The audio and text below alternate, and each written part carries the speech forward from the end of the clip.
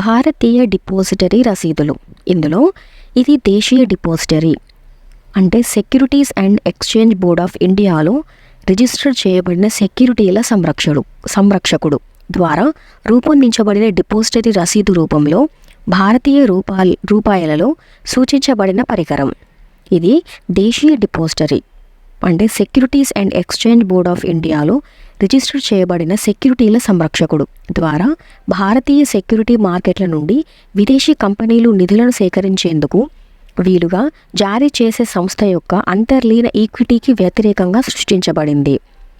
విదేశీ కంపెనీలను భారతీయ ఈక్విటీ మార్కెట్లలో జాబితా చేయడానికి అనుమతించబడదు. కాబట్టి ఆ కంపెనీల షేర్లను సొంతం చేసుకోవడానికి ఐడిఆర్ ఒక మార్గం.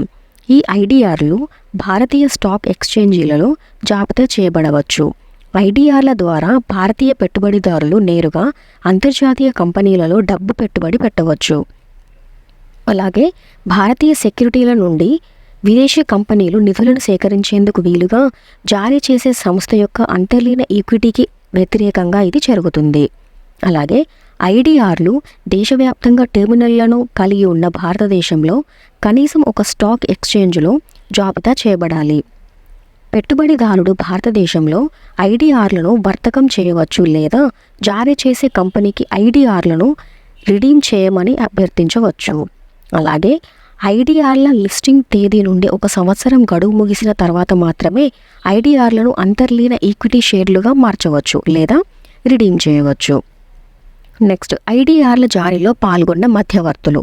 ఇందులో ఓవర్సీస్ కస్టోడియన్ బ్యాంక్ అనేది భారతదేశం వెలుపల ఒక దేశంలో స్థాపించబడిన బ్యాంకింగ్ కంపెనీ మరియు భారతదేశంలో వ్యాపార స్థలాన్ని కలిగి ఉంది మరియు జారీ చేసే సంస్థ యొక్క ఈక్విటీ షేర్లకు సంరక్షకునిగా వ్యవహరిస్తుంది.